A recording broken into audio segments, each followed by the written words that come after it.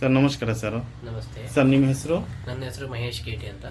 Sir ಯಾವ ಉದ್ಯೋಗ ಮಾಡ್ತೀರಾ ಸರ್? ನಾನು ಪ್ರಕೃತಃ ಯೋಗ ಟೀಚರು.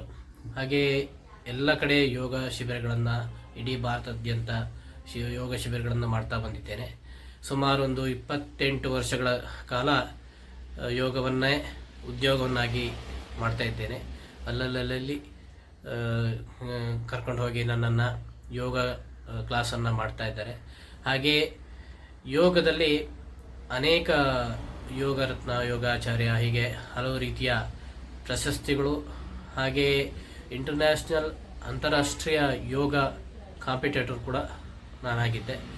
ಹಾಗೆ ಯೋಗವನ್ನು ನಾನು ಮಲ್ಲಾಡಿಹಳ್ಳಿ ರಾಘವೇಂದ್ರ ಸ್ವಾಮೀಜಿ ಹಾಗೂ BK ಅಯ್ಯಂಗಾರ್, ಹಾಗೆ ಮೈಸೂರಿನ ನಾರಾಯಣ ಸ್ವಾಮೀಜಿ ಅಂತ, ಸಾಯಿ ಸರಸ್ವತಿ ವಿದ್ಯಾಕೇಂದ್ರ, ಗುರುಕುಲ ಯೋಗಾಶ್ರಮ ಬೋಗಾದಿ, ನಾರಾಯಣ ಸ್ವಾಮೀಜಿಯವರ ಹತ್ರ ಸುಮಾರು ಒಂದು 3 ವರ್ಷಗಳ ಕಾಲ ಅವರ ಜೊತೆ ಯೋಗವನ್ನು ಅಭ್ಯಾಸ ಮಾಡಿದ್ದೆ.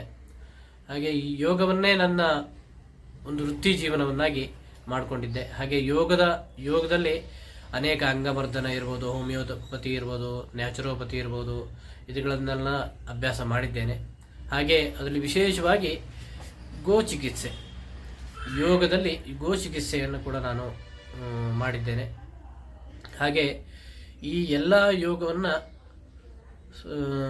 ಜನರಿಗೆ ತಲುಪಲಿ, ಹಾಗೆ ಜನರು ಆರೋಗ್ಯವಾಗಿರಲಿ ಅಂತಕ್ಕಂಥ ಒಂದು ಉದ್ದೇಶದಿಂದ ಈ ಯೋಗವನ್ನು ನಾನು ನನ್ನ ಜೀವನದಲ್ಲಿ ಅಳವಡಿಸಿಕೊಂಡು ಮುಂದೆ ನಮ್ಮ ಶಿಷ್ಯರಿಗೆ ಕೂಡ ಅನೇಕ ಜನರಿಗೆ ಕೂಡ ಹೇಳ್ಕೊಡ್ತಾ ಇದ್ದೇನೆ.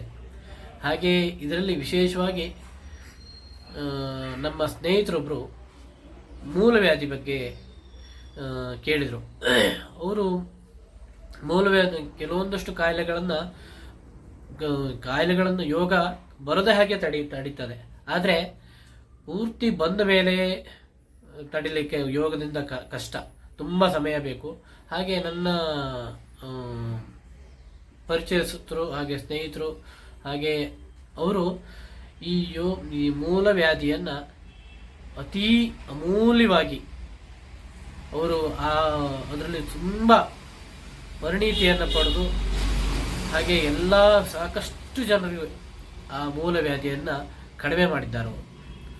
ಅವರು ಸಂಜಯ್ ಮಂಡೇಲ್ ಅಂತ, ತೀರ್ಥಹಳ್ಳಿ ತಾಲೂಕಿನವರು. ಹಾಗೆ ನೀವು ಒಮ್ಮೆ ಅವ್ರ ಹತ್ರ ತುಂಬ ಸಿವಿಯರ್ ಇದ್ದರೆ ಅವ್ರ ಹತ್ರ ಹೋಗಿ ಅದನ್ನು ಕಡಿಮೆ ಮಾಡಿಕೊಡಿ. ಸರ್ ತುಂಬ ಥ್ಯಾಂಕ್ಸು ಸರ್.